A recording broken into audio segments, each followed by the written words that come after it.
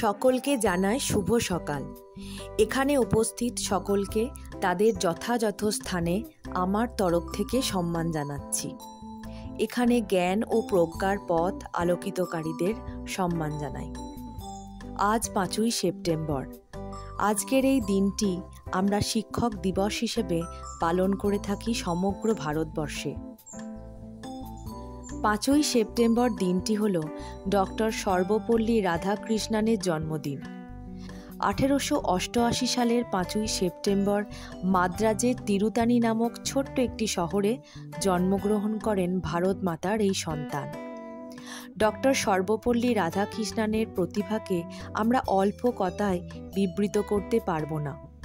যদিও ব্যক্তিগতভাবে তিনি ছিলেন একজন মহান দার্শনিক এবং শিক্ষাব্রতী, কিন্তু জীবনে চলার পথে তাকে ভারতের রাষ্ট্রপতির পদে আসীন হতে হয়েছে।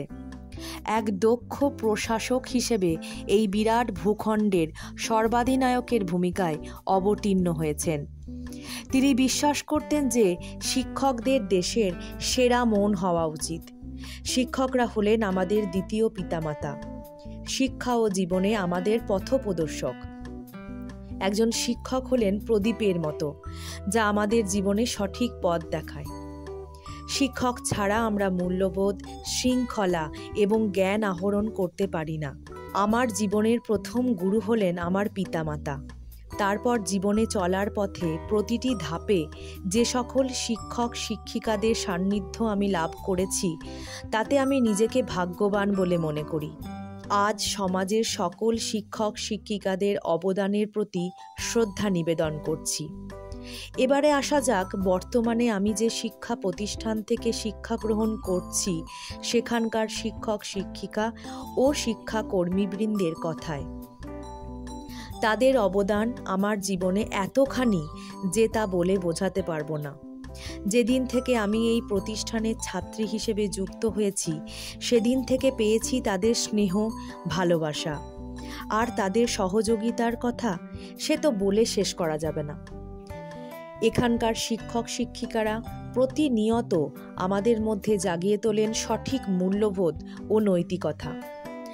আমাদের শিক্ষকরা যে শুধু পড়ান তা কিন্তু নয়, বরং নিজেরাও রোল মডেল হিসেবে কাজ করেন, যা আমাদের প্রত্যেকের জীবনে একটা বড় প্রভাব ফেলে।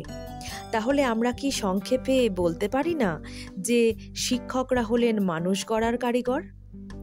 পিতা মাতা যেমন সর্বদা সন্তানের কল্যাণ কামনা করেন ও তাকে কল্যাণের পথে চলতে উদ্বুদ্ধ করেন, তেমনই একজন আদর্শবান শিক্ষকও তার শিক্ষার্থীদের কল্যাণ কামনা করেন ও তাকে সৎ পথ দেখান।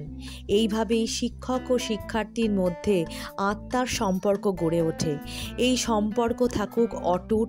আমরা সব সময় যেন আমাদের শিক্ষকদের যোগ্য সম্মানটুকু দিতে পারি, এই কথা মাথায় রেখে আমি আমার বক্তব্য শেষ করছি। ধন্যবাদ।